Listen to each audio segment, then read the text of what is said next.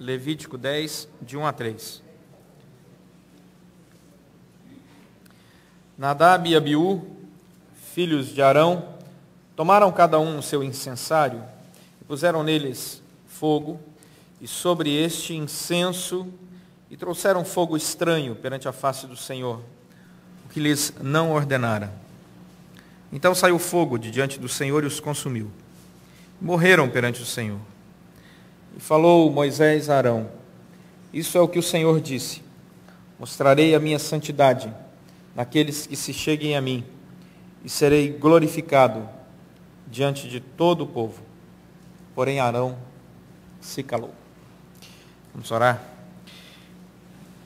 Deus, muito obrigado pela tua palavra, que ela fale aos nossos corações, nos dando orientação, exortação, edificação, consolação.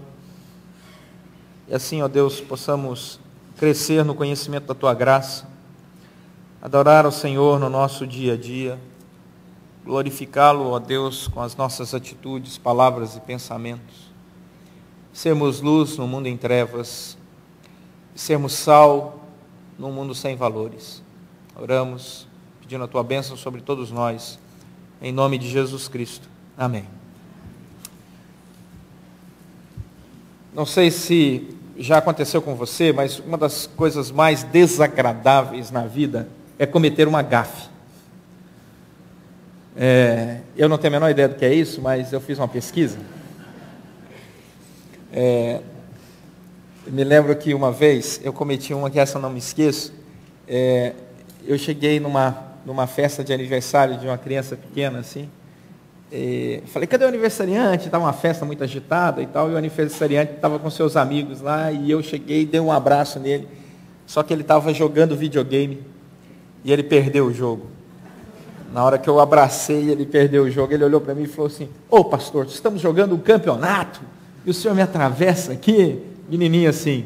Hoje esse menininho assim é um grande advogado, pós-graduado. Esses dias eu estava lembrando ele sobre isso, encontrei com ele num casamento, e foi uma grande bênção, um menino que graças a Deus cresceu na igreja, ele não largou a fé por causa disso, mas eu me lembro muito bem dessa cena.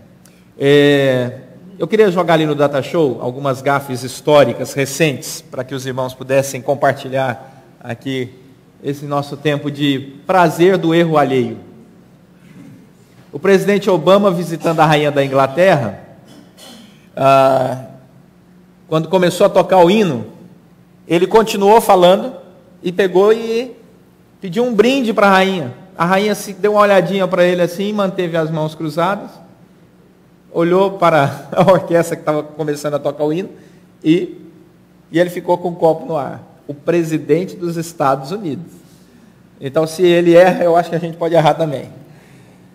O presidente Lula, ex-presidente Lula, nem se fala, mas só a título de ilustração, por 7 vezes segurou o Papa pelo braço, o que é proibido na liturgia, quebra de protocolo gravíssima com sua santidade, o Papa. Mas ele pegava no ombro do Papa e puxava o Papa e dava o braço para o Papa, e o povo corria atrás e puxava o braço do Lula. Senhor presidente, você não pode encostar em sua santidade. Essa semana foi demais. Nós estamos esperando as Olimpíadas, não sabemos cuidar nem da bandeira das Olimpíadas. Todo mundo meteu a mão na bandeira. E como se não bastasse, a imprensa notificou, foi capa, e no outro dia, Sua Excelência Governador pegou e foi lá no Alemão e levou a bandeira, não tirou a bandeira da caixa, mas passou em revista a tropa, abriu a meninada com a mão suja, tudo colocando a mão na bandeira e tal, e foi uma festa. E bom foi a palavra do governador, a assessoria de imprensa disse o seguinte: a mão inocente de uma criança de uma comunidade pacificada só dará mais glória à bandeira. O verdadeiro espírito olímpico está ali. Imagine o pessoal lá na África se tivesse seguido esse conceito. Sabe o que tinha sobrado da bandeira olímpica? Nada. Só isso. Poderia enumerar muito mais. Mas é interessante esse espírito assim, livre da quebra do protocolo. Quem despreza um protocolo quem despreza a reverência, quem despreza a liturgia, quem despreza a ordem, está mandando alguns recados. Isso acontece no relacionamento entre governos e governantes, entre governo e sua nação, e entre pessoas. Quem despreza essas coisas vai contra aquela autoridade superior que determinou o rito para que as coisas acontecessem. Por isso que a quebra de protocolo é tão grave. Porque ela é um acordo entre partes. Olha, eu vou te dar a bandeira. Mas você vai assinar um termo aqui que vai cumprir o protocolo para carregar essa bandeira. E o Comitê Olímpico Brasileiro assinou. Não, pode deixar. O que diz aqui? Só pode tocar na bandeira com luvas. Só pessoas X e Y podem tocar nessa bandeira, com luvas brancas. Deram lá todos os ritos. Cuidado, hein? Só pode ser transportado assim, assim, assim. Ah, pois não, pode deixar que eu vou cumprir. Eu assino e não cumpro. Eu decidi não cumprir. Qual o recado que eu estou mandando para as pessoas? Eu estou mandando um recado que a minha palavra não vale nada. É isso que eu estou dizendo. Minha palavra não vale. Eu estou dizendo que a minha assinatura não vale. Ou estou dizendo que não sei ler inglês. Pode ser essa justificativa. Ou francês, que acho que o documento deve estar pelo menos nessas duas línguas. Eu estou dizendo para as pessoas, olha, não me julguem com credibilidade, porque eu não tenho quando firmo acordos. Quebra de protocolo é isso. Seja de quem for. Porque o protocolo, ele é determinado, a liturgia é feita pelo superior, pela autoridade que detém o rito do processo. E você está dizendo, eu aceito.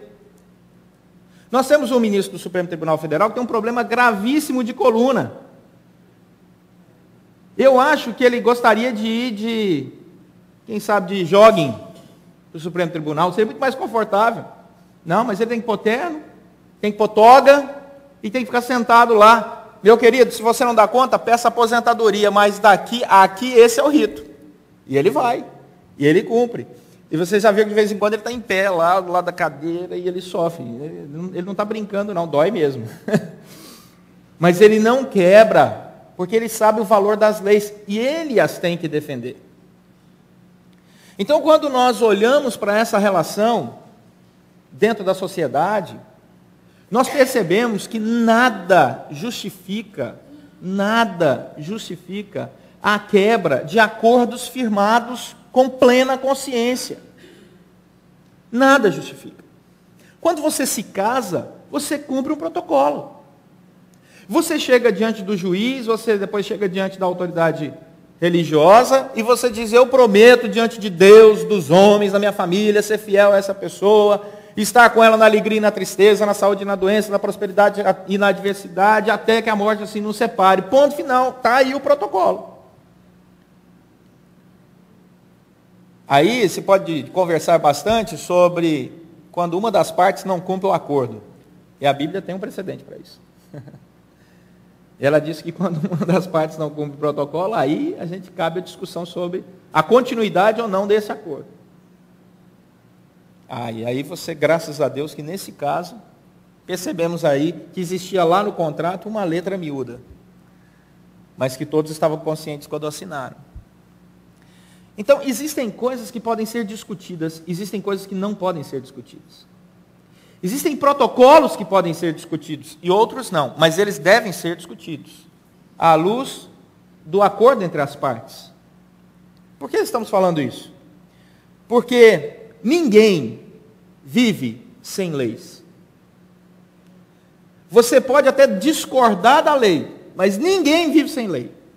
Porque quem discorda para a lei, cria uma lei para si mesmo. Eu não concordo com essa lei. Então agora você acabou de estabelecer uma lei. Qual é a sua lei? Não, eu acho que... Não, a sua lei é aquilo que você acha. Agora vamos ver se a sua lei suporta a pressão do superior.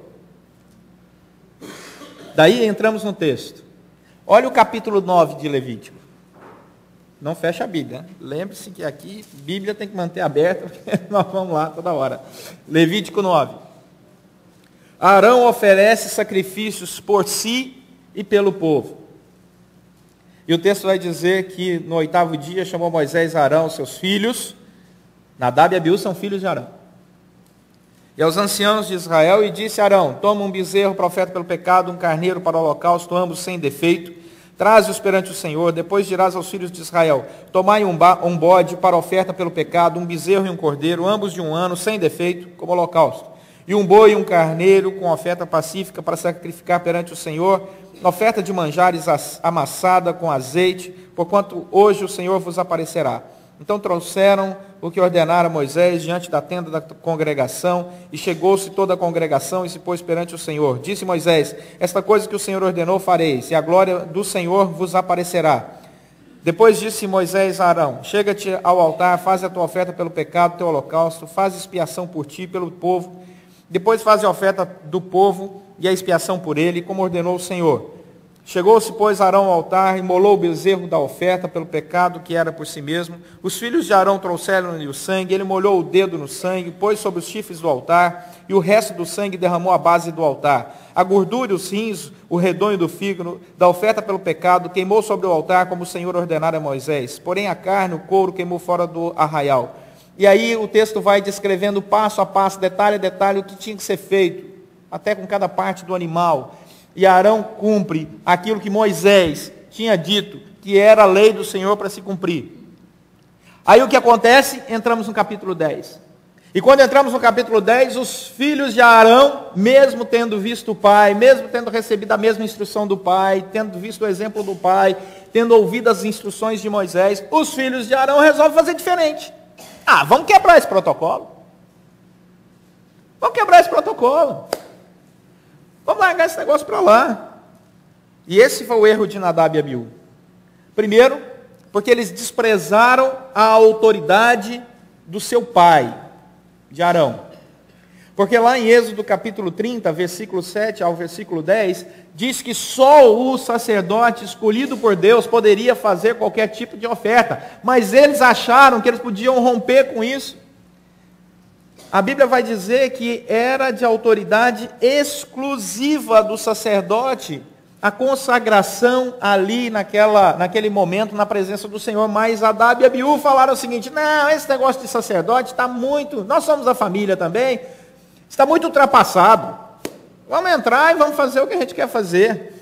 Resolveram quebrar o tempo, fazer do jeito deles, da maneira como eles quiseram fazer. E o resultado está aí, versículo 1 do capítulo 10. Nadab e Abiú, filhos de Arão, tomaram cada um o seu incensário, puseram neles fogo, e sobre este incenso, e trouxeram fogo estranho perante a face do Senhor, que lhes não ordenara. Percebe-se passo a passo o caminho do erro. O erro nasce no coração de duas pessoas que têm nome, é Nadab e Abiú. Eles são filhos de Arão. Não é alguma coisa que nasceu do nada. O erro não nasce do nada. Alguém quebra, alguém faz. Tem nome e sobrenome. Ele chega e diz assim: olha, eu sei o que é o rito, não sou ignorante com relação ao rito, mas eu quero dizer que eu discordo, eu vou fazer diferente. E é isso que eles fizeram. E ao fazerem isso, eles romperam com a autoridade do seu pai. Disseram para o pai dele: olha, em outras palavras, pai, nós sabemos que o Senhor é o sacerdote escolhido por Deus, mas nem a opinião do Senhor, nem a opinião de Deus nos interessa, nem a de Moisés. Interessa o que nós achamos no nosso coração, o que nós pensamos acerca de Deus, não o que Deus diz sobre Ele mesmo. Marca a característica da rebeldia. Segunda característica, eles se aconselharam mutuamente. É Nadab e Abiú que entram em acordo, porque o erro litúrgico, o erro protocolar, ele é sempre acompanhado de alguém que concorda. Né? Tem sempre alguém que acha: não, você pode fazer. O erro, ele acha sempre comunhão. Tem sempre um cúmplice na história. Começa já com a nossa velha história de Adão e Eva. Tem sempre alguém junto.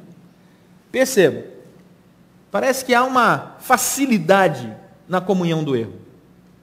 Tem sempre alguém que acha que o errado está certo. Não, é isso mesmo. A gente acha que vamos quebrar as leis. Não vamos aceitar esse negócio de nós estamos vivendo um tempo moderno. Um comentarista chamado Roland Harrison, ele diz o seguinte: Nadab e Abiú estavam usurpando de maneira espalhafatosa e imperdoável as responsabilidades da pessoa principal da hierarquia sacerdotal. Suas ações podem ter sido o resultado do orgulho, da ambição, dos ciúmes, da impaciência, e se for assim, até da sua motivação, que estava longe da intenção de quem procurava viver uma vida de santidade ao Senhor. Estava longe de alguém que tentava viver uma vida de santidade ao Senhor. Quando eles quebraram um ato litúrgico, eles queriam dizer para a sociedade que os estava observando: nós podemos. Quando Deus dizia: vocês não podem. Nós vamos provar que nós podemos. A diferença entre a quebra protocolar e litúrgica do século 21 e a quebra protocolar e litúrgica dessa época do Antigo Testamento é porque lá a autoridade superior age. Não agia, não. Age. Ainda age no presente. Porque se nós observarmos bem, o equívoco de quem se quebra o protocolo só é maior de quem se deixa quebrar. E nada faz ao contrário. Faz-se de cego, mudo e surdo.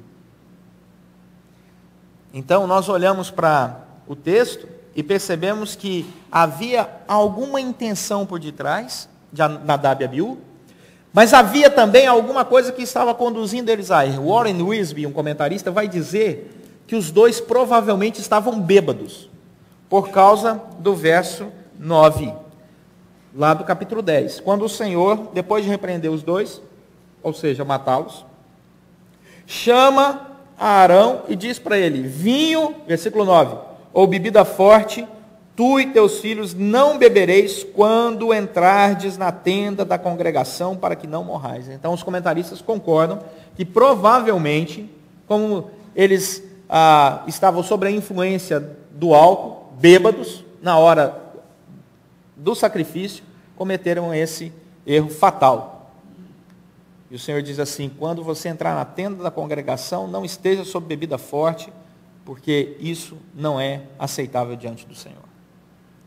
Então nós observamos aqui que eles desejavam romper com a autoridade do seu pai, romper com a autoridade de Deus, romper com o princípio litúrgico. Eles aconselharam-se um ao outro e caminharam juntos para o erro. Eles desejavam manipular o sagrado.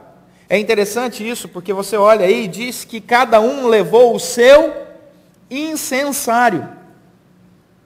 Cada um levou o seu incensário. Capítulo 40, versículo 9, vai nos ensinar que os utensílios utilizados na casa do Senhor eram utensílios sagrados e separados e consagrados ao Senhor.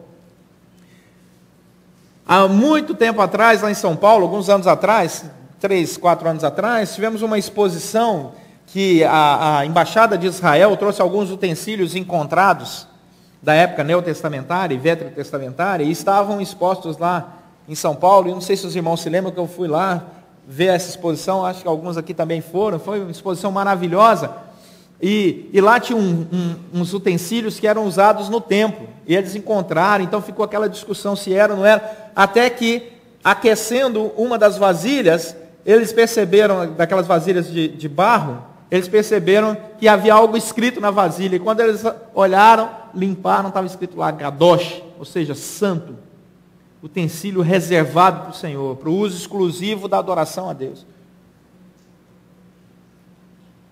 Mas Nadab e Abiú falaram: não, essa coisa de utensílio reservado para o Senhor é ridículo. Qual a diferença que tem de um incensário lá do templo e o meu incensário é até mais bonito que o do templo. Desprezaram o princípio, pegaram o seu próprio incensário, colocaram fogo estranho e levaram diante do Senhor, como se eles dissessem: Deus não vai se importar. Ou então quem dissesse: vamos melhorar esse fogo aqui, porque o meu incensário é melhor que o da casa do Senhor. Eles se esqueceram que quando levaram fogo, levaram perante a face do Senhor. Diz o texto aí no versículo 1, que puseram neles fogo, e sobre este incenso trouxeram fogo estranho perante a face do Senhor. Eles se esqueceram do que significa estar perante a face do Senhor. Diante da face do Senhor, Deus só vai aceitar o utensílio que é sagrado, o sacerdote que é consagrado, fogo que é sagrado e liturgia que Deus determinou. Mas para eles não, o utensílio não precisa ser consagrado, o sacerdote não precisa ser consagrado, o fogo pode ser estranho, e a liturgia a gente faz como a gente determina. Era uma atitude de rebeldia completa ao Senhor. Nadab e Abiú falaram: Senhor, nós não nos importamos com a sua opinião, com aquilo que o Senhor disse que seria a regra, lei. Nós não estamos nem aí, nós vamos fazer do nosso jeito. Interessante porque Deus disse que não aceitaria fogo estranho na presença dele. Eles sabiam disso. E o resultado foi muito claro. O resultado é que eles foram, diz o versículo 2, consumidos. Agora, sabe o que é interessante? Olha o versículo 2 em paralelo com o versículo 1. O fogo que sai diante do Senhor não é fogo estranho, tem origem, é fogo que vem de Deus, e os consome. E morreram. E aí, o autor do texto tem o cuidado de usar a mesma expressão. Eles morreram perante o Senhor. Levaram a sua oferta de fogo estranho perante o Senhor? Queriam fazer alguma gracinha litúrgica? Pois então, perante o Senhor, morreram. E foram devorados pelo mesmo tipo de elemento, fogo, só que a origem é diferente. Um era estranho, que eles trouxeram, o outro é santo, que vem de Deus. Mas o elemento é o mesmo, fogo, para mostrar o que é fogo. Daí, meus irmãos, a gente começa a pensar sobre o que seria levar fogo estranho hoje perante o Senhor. Essa é uma boa pergunta. Porque os padrões litúrgicos do Antigo Testamento mudaram para o Novo Testamento. Nós não matamos mais animais. Os padrões litúrgicos do Antigo Testamento mudaram no Novo Testamento, porque nós não temos mais o sumo sacerdote que intercede por nós uma vez por ano no dia da expiação diante do Senhor. Nós mudamos. Hoje a Bíblia diz que todos nós aqui somos sacerdotes diante do Senhor, podemos entrar na presença do Senhor, adorá-lo, oferecer a Ele a nossa oração pedindo perdão pelos nossos pecados e até interceder em favor de outra pessoa. Então não existe hoje a figura do sumo sacerdote, pelo contrário, graças a Deus, todos nós aqui podemos orar, pedir perdão pelos nossos pecados, interceder pelo próximo. Todos nós aqui podemos pregar o Evangelho. Todos nós aqui temos esse grande privilégio. Só que tem uma coisa, meus irmãos, esse grande privilégio também traz sobre nós grande responsabilidade. E esse é o detalhe que talvez essa sociedade pós-moderna, de quebra de protocolos e liturgias, como se isso fosse bonito na pós-modernidade, se esqueceu que Deus é a contrapartida do protocolo e da liturgia, que ao contrário da maioria das autoridades constituídas no mundo inteiro, ele não aceita quebra de protocolo e liturgia de graça, não. Que com Deus não se negocia. Que com Deus é sim, sim, não, não, e o que passar disso é do diabo. Então não é porque o padrão litúrgico mudou que o Senhor da liturgia mudou. Não, o caráter de Deus continua o mesmo. Deus ainda é santo, puro, Deus ainda é justo, Deus ainda é misericórdia, Deus é amor, mas Deus é Deus. Aí nós vamos lá para Hebreus. Nós vamos para Hebreus para entender um pouco mais essa história. E o texto de Hebreus, capítulo 13, versículo 7 em diante, traz para nosso tempo esse novo momento. Hebreus, capítulo 13. O autor de Hebreus está fazendo uma leitura do Antigo Testamento à luz desse novo momento que é o Novo Testamento. Ele faz essa comparação muito bem feita, essa interpretação muito bem feita. O autor de Hebreus, ele liga o novo tempo que nós vivemos em Cristo Jesus aos preceitos do Antigo Testamento. Então, Hebreus 13, a partir do verso 7. Quais são os nossos deveres espirituais hoje, já que mudou tanto? Ele diz, primeiro, ainda temos guias que vos pregam a palavra de Deus. Considerando atentamente o fim da vida daqueles que passaram, a fé que tiveram. E quando você acha que isso é um exemplo apenas do capítulo 11, ou seja, dos guias que faleceram, o versículo 17 traz para o presente. Então, quando você acha que guias são apenas aqueles do capítulo 11 que já faleceram, observar o fim da vida que eles tiveram, o versículo 17 diz, não, obedecei no presente os vossos guias e sede submissos para com ele. É uma relação, é uma palavra que hoje é uma afronta na nossa sociedade. Essa sociedade que nós vivemos não aceita a palavra submissão. Primeiro porque não entende o que significa submissão, porque é uma sociedade ignorante. Segundo lugar, porque é rebelde a qualquer submissão. Qualquer coisa que for sub, ele não gosta. Então, a nossa sociedade que é anárquica, não hierárquica, enquanto está de baixo, porque quando está no poder, ela quer ser hierárquica. Né? Você vira para o ditador e pergunta para o ditador, você vive numa democracia ou numa ditadura? O ditador vai dizer, vive numa democracia. Aí você pergunta para o imediatamente inferior a ele, ele diz assim, vivemos numa ditadura. Né? Então, para o ditador, ele sempre vive na democracia. Né? E assim nós vivemos, essa é a nossa sociedade. Mas o texto vai dizer, obedecei aos vossos guias no presente e sede submissos para com eles, pois eles velam por vossa alma. Olha o que diz o versículo, como quem? Deve prestar, versículo 17, como quem deve prestar? Contas. Ah, você então se intitula guia espiritual? É, claro. Deus me chamou para ser guia espiritual. Não faço mais nada na minha vida. Eu sou guia espiritual. Queridão, lembre-se da segunda parte do versículo. Deus vai te pedir contas. Porque tem muitos privilégios para quem é guia espiritual, principalmente na sociedade que nós vemos hoje. Mas estão se esquecendo dos deveres.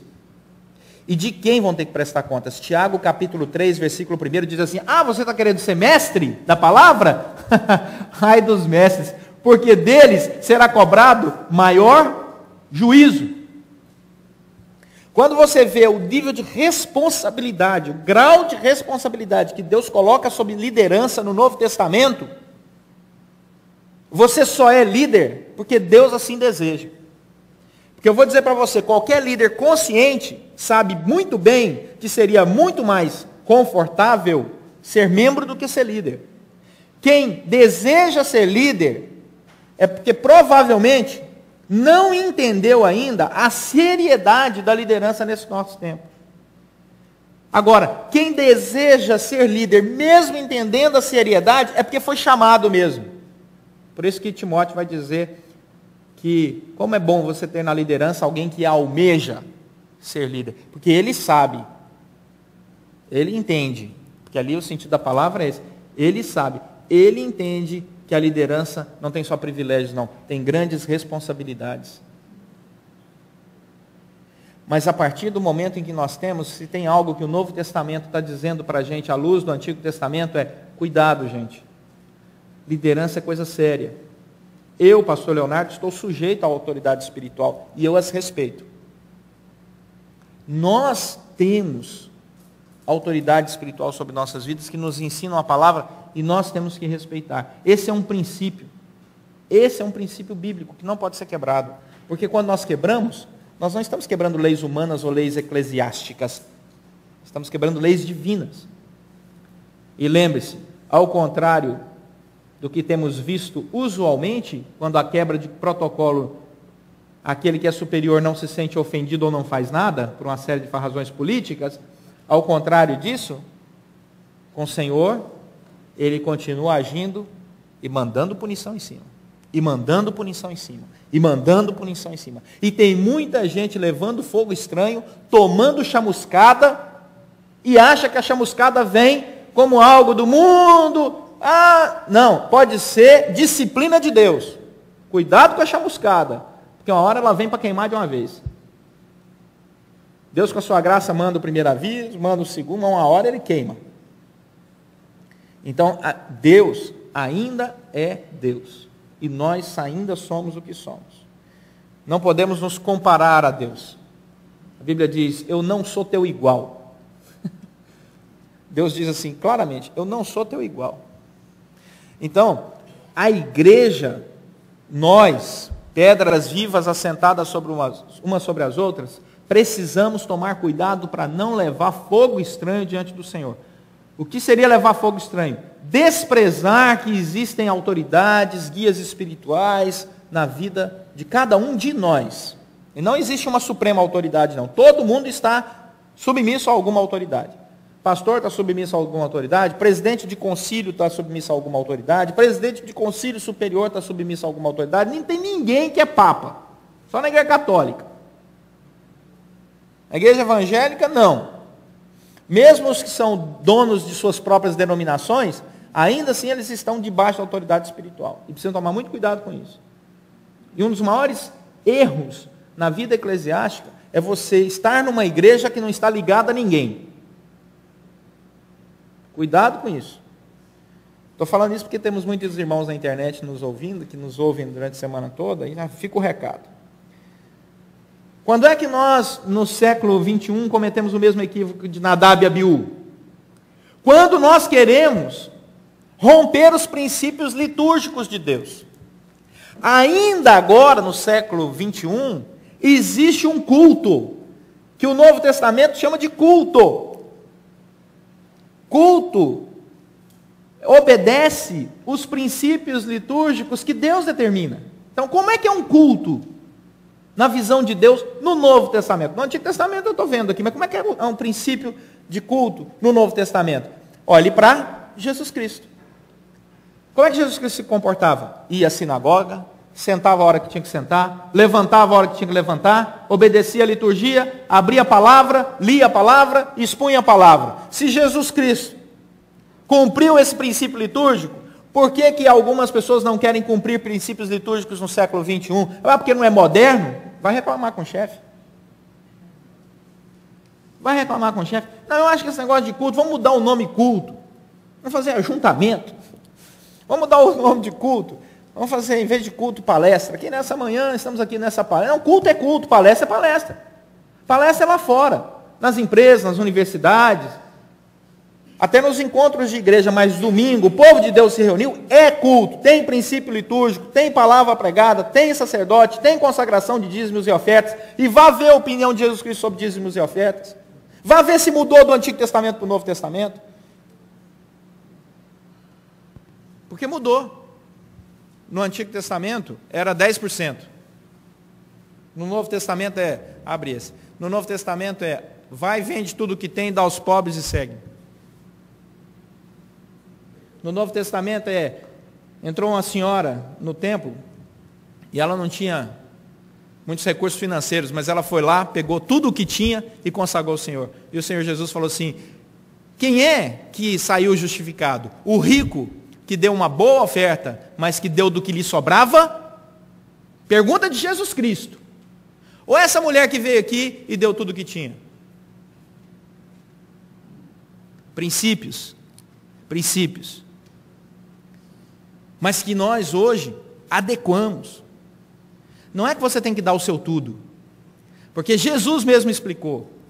Vocês entram aqui em outro texto, trazem o dízimo da hortelã, do trigo. Deverias continuar fazendo isso sem omitir aquelas outras coisas, que é a assistência à sua família e a adoração ao Senhor. Então Jesus Cristo deixou claro o que era para fazer. Então existem princípios litúrgicos que estão valendo no Novo Testamento. Nós não matamos mais animais porque Jesus Cristo morreu na cruz e derramou o seu sangue. Nós não temos mais sumo sacerdote, porque a Bíblia diz agora que todos nós podemos entrar no santos dos santos da presença do Senhor. Mas nós ainda temos guias espirituais escolhidos por Deus, chamados pelo Senhor, que são chamados na Bíblia de pastores, bispos, mestres, presbíteros. Ainda temos autoridades na igreja que são chamados diáconos e diaconisas, quer a igreja presbiteriana role no chão ou não, está na Bíblia. Isso é uma coisa que a gente vai ter que discutir em concílio a vida inteira, porque tem uns cabeças duras que não concordam, mas está na Bíblia. Então nós precisamos olhar para o princípio da palavra do Senhor, para a nossa vida, e dizer: Senhor, eu não desejo entrar diante do Senhor com fogo estranho, porque eu não quero ser chamuscado, porque a graça de Deus ainda me protege um pouco, com o fogo que vem do Senhor para disciplinar os filhos a quem o Senhor ama. Eu não quero ser chamuscado. Então, igreja não é evento, culto não é show, nossa ajuda não é autoajuda, é ajuda do alto. E nós precisamos resgatar essas coisas, porque ao contrário do que temos visto por aí, nós queremos viver de tal forma que a nossa palavra ainda tenha valor. Minha palavra vale. Documento que eu assino, eu cumpro. Eu pago imposto de renda, morrendo de raiva, mas pago. Que é lei. Pago. Não posso fraudar, porque é contra a lei de Deus. Então, por causa de Deus, o governo tem sorte que eu sou temente ao Senhor. Que eu não fosse temente ao Senhor, eu não cumpriria as leis do governo. Mas porque eu sou temente ao Senhor, eu vou cumprir. Porque eu sou um rebelde de nascimento. Nasci em pecado me concebeu minha mãe, meu pai, mas o Senhor me regenerou, e por isso eu estou cumprindo a lei. Então o governo não se acha muita coisa porque eu estou cumprindo a lei, não, porque eu não estou cumprindo por causa dele, porque ele para mim é incompetente, eu estou cumprindo por causa do Senhor. Então, essa é a nossa relação diante de Deus. Deus é a autoridade maior. Eu estou aqui para cumprir a lei do Senhor. Eu não vou trazer diante do Senhor fogo estranho. Não vou trazer. Meu culto não tem fogo estranho, porque eu sei os princípios litúrgicos que Deus determinou. E apesar da sociedade estar sempre mudando, graças a Deus, hoje nós temos computadores. O computador glorifica a Deus aqui, posso usá-lo para glorificar o Senhor? Vou usar. Temos a internet para transmitir? Glória a Deus, vamos. Mas culto continua sendo culto. Isso aqui não é show, não é palestra de autoajuda. Isso aqui não é musiquinha para agradar a mim e a você. Nós estamos aqui para adorar o Senhor. E é assim que nós vamos viver. Porque ao invés de fogo estranho, Deus vai derramar bênçãos. E Deus tem derramado bênçãos. Porque o Deus abençoador do Antigo Testamento, dono do ouro, da prata, da saúde, de tudo, é o mesmo do novo, hoje e o será para sempre.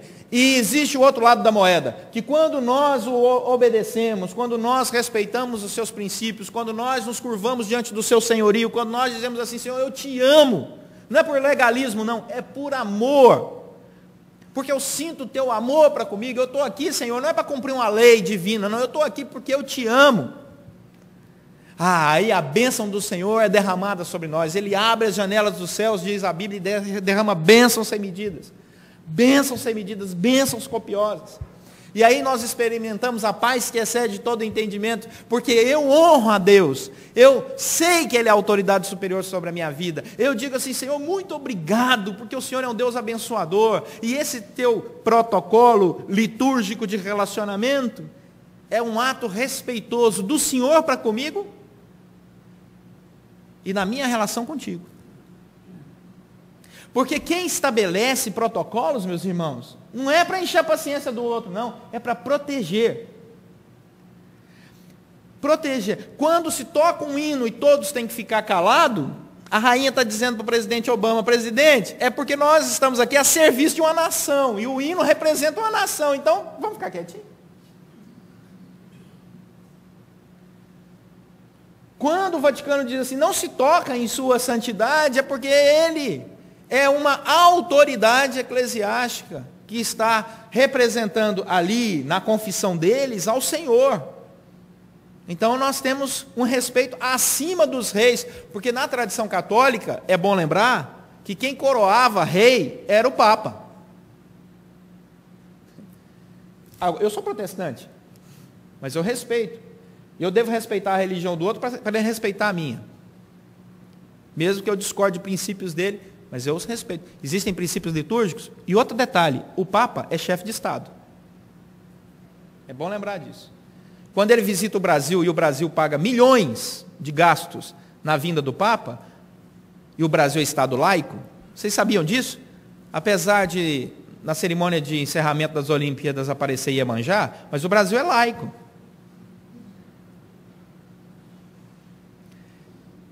O Estado justifica os gastos com a vinda do Papa dizendo que ele é chefe de Estado, e eu concordo.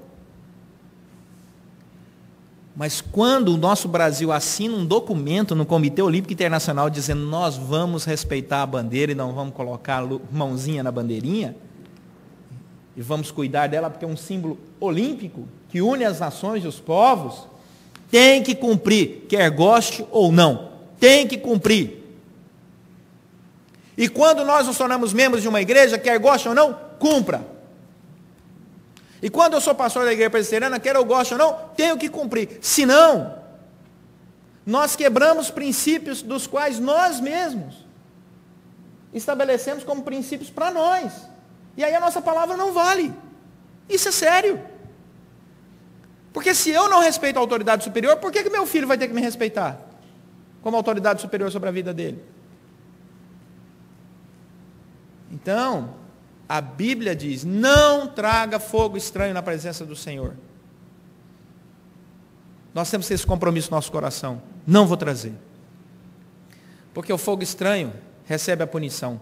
Mas o fogo santo, esse é abençoador. Feliz é a nação onde todos cumprem o protocolar.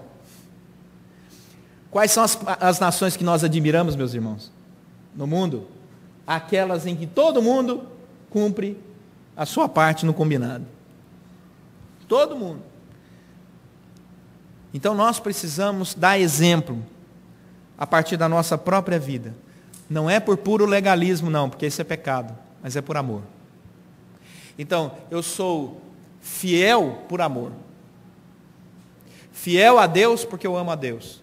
Fiel à minha congregação porque eu amo a minha congregação. Fiel à minha família porque eu amo a minha família. Fiel aos meus amigos porque eu amo os meus amigos. E é nessa relação de amor que nós crescemos. Somos edificados, consolados, exortados. É fundamental para nós resgatarmos esse princípio numa sociedade que quer quebrar todos os protocolos. Porque a sociedade não sabe o que é amor. Quebra protocolos porque quer usar o outro. Mas a Bíblia não nos ensina assim. Nos ensina a amar o próximo como a nós mesmos e amar a Deus acima de todas as coisas. Esse é o grande mandamento. Então nós entramos na presença de Deus e dizemos assim, Deus, eu te amo. Eu te amo porque o Senhor cuida de mim. Eu te amo porque o Senhor derrama a sua bênção sobre a minha vida e a vida da minha família. Eu te amo porque o Senhor não muda. Eu te amo porque o Senhor continua sendo o mesmo ontem, hoje e sempre. Eu te amo porque no meio de tanta gente que quebra a palavra e protocolo e liturgia, o Senhor continua o mesmo. O Senhor é fiel. Ainda que eu seja infiel, o Senhor é fiel. Porque esse é o teu caráter. Olha que coisa maravilhosa que é isso. E é por isso que eu creio que nós precisamos repensar que fogo nós estamos trazendo na presença do Senhor. Fogo santo ou fogo estranho? Vamos curvar a nossa fronte e vamos orar.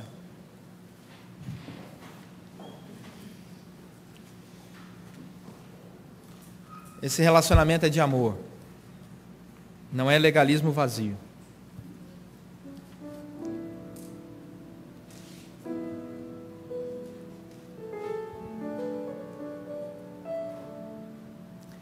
A Bíblia diz, aquele que tem meus mandamentos e os guarda, esse é o que me ama.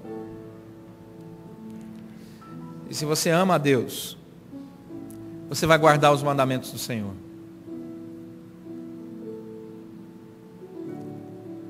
A Bíblia diz isso claramente. Jesus diz, aquele que tem os meus mandamentos e os guarda, esse é o que me ama. E aquele que me ama será amado do meu Pai. E eu também o amarei e me manifestarei a Ele. Eu quero receber a alegria da manifestação de Jesus Cristo na minha vida pela obra do Espírito Santo.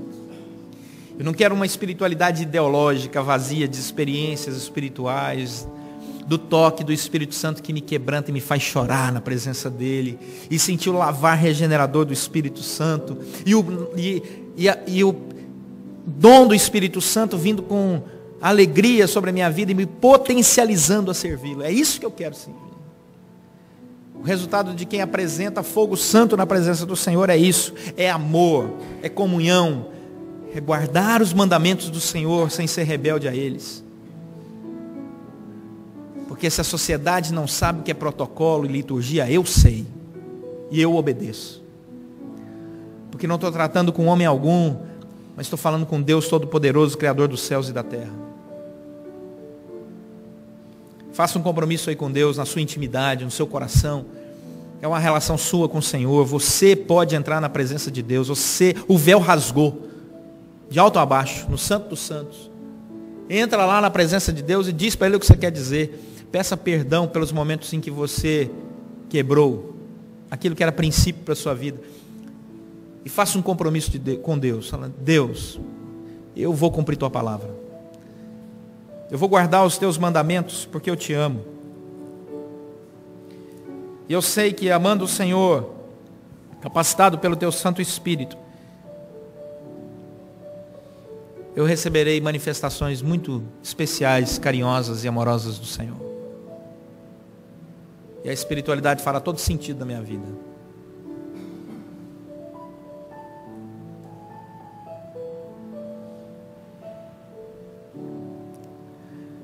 Senhor nosso Deus e Pai, queremos te agradecer pelo teu imenso amor por nós, quando enviou Jesus Cristo para morrer na cruz, por nós, simples pecadores.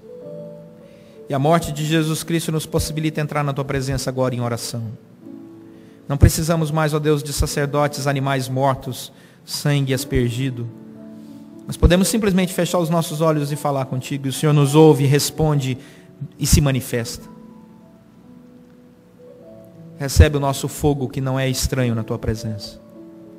Recebe o nosso fogo porque ele vem como fruto da graça do Senhor sobre nós. Estamos diante do teu altar. Oferecemos o nosso sacrifício vivo, santo e agradável a ti, que é o nosso culto racional. Oramos pedindo a tua misericórdia sobre nós. Em nome de Jesus Cristo.